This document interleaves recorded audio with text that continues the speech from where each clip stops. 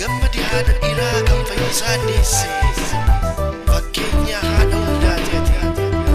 ilmi kee boonse eebbiftee ergite mirgaan gali jette mirgaan gali ilmi kee yoom waadaa kee nyaate mirgaan gali ilmi kee yoom waadaa kee nyaate nusitti boonneerra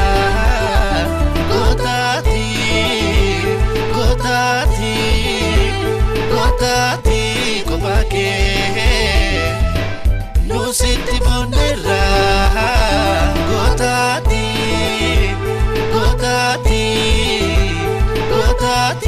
kopake seenaa ati hojjette haati keessi boonti galmee dhugaa bante mul'ifte addunyaatti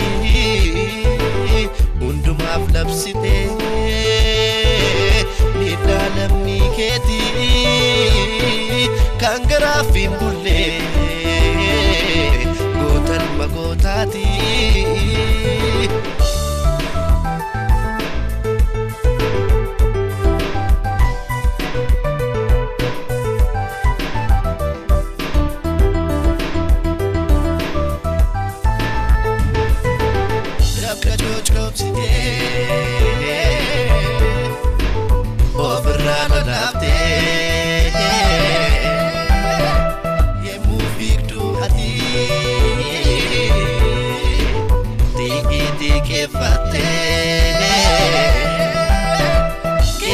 Gammadu fayyo gadangute Kessi keen gammadu fayyo gadangute Yoo tumurte seentu harka kee ol kaafte koofuu sobaa gatte lammiif qullaa taate kan dhugaa lammiisaa irra ejjetee fiigee fayyisaadha inni gubboo sobaa dhiigee kunoo lammiif dhiigee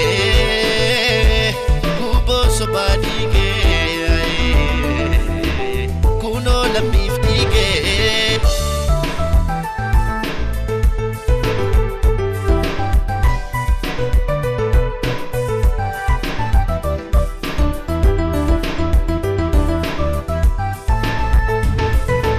nusitti boonneerra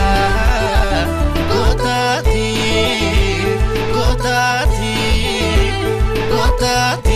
kopake nusitti boonneerra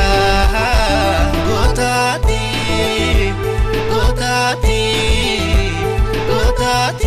kopake adbi kicha miti garbummaa mo'atte du'a hobbolaake addunyaaf dubbatte goota kumaatamaa kite seenaa galmeessite rakkoo lammii keetii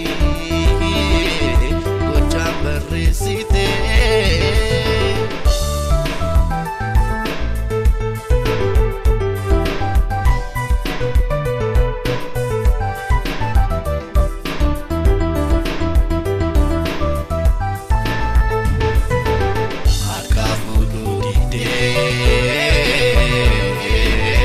Atalaba orma digalamni koti nangala empalma Faisa lelisa jinte anamorma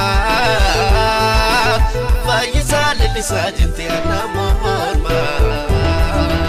Faisa olma ke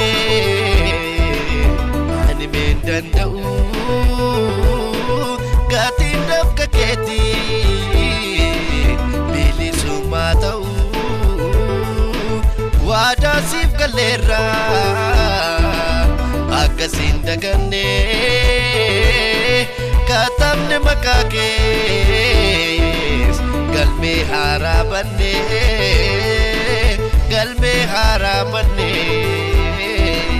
gota tisinjenne